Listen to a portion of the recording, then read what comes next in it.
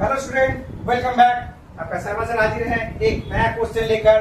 Chapter आपका arithmetic progressions यानी AP. तो ये चैप्टर कहाँ से है? CBSE board and ICSE board for class 10 coming exam 2027 के लिए हम लोग प्रिपेयर कर रहे हैं। ठीक है, माइंड में रख के आप लोग चलिएगा, प्रैक्टिस का भी हो पाएगा अच्छी तरह से। ओके, ईयर बाय ईयर आपका क्वेश्चन चलता रहेगा, लेकिन अभी 2027 तक आ रहा है एग्जाम, तो आपको प्रिपरेशन करने के लिए मैं आपके साथ हूँ। ऑलरेडी एक देखिए 1 से लेकर 6 तक आपका जो भी चैप्टर है ये सब वीडियो अवेलेबल है डब्ल्यूबी, सीबीएसई एंड आईसीएसई सबके लिए।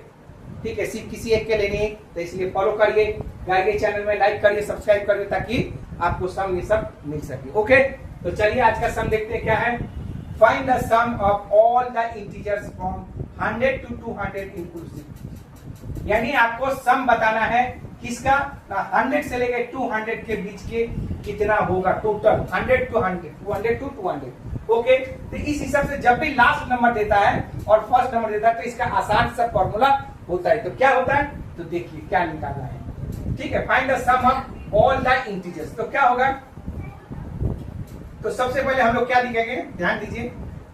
Find the sum of the all integers 100 to 200। तो फाइंड द सम क्या होगा, तो सबसे पहले a का वैल्यू क्या है? 100 है। ओके, l का वैल्यू क्या है? 200 है। ठीक है, और फॉर्मूला क्या होगा? Sn equal to n/2 a plus l।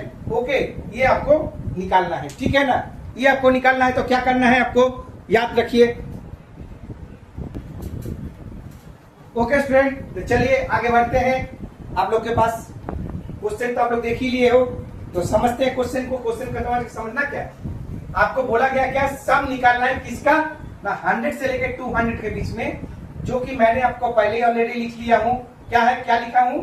a equal to 100, l equal to 200। और सबसे पहले n का वैल्यू हम लोग यहाँ निकालेंगे। n का वैल्यू अगर जिसे टर्म अगर पता करना हो, 100 से लेकर 200 के बीच में कितना होता है टोटल? 100 का है, लेकिन इसका आगे का एक वैल्यू निकलना पड़ेगा।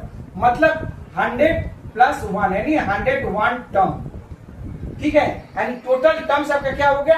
101 टर्म्स। तो इसका मतलब हो गया n का वैल्यू हो गया 101/2 और a का वैल्यू क्या है? 100 और प्लस 200।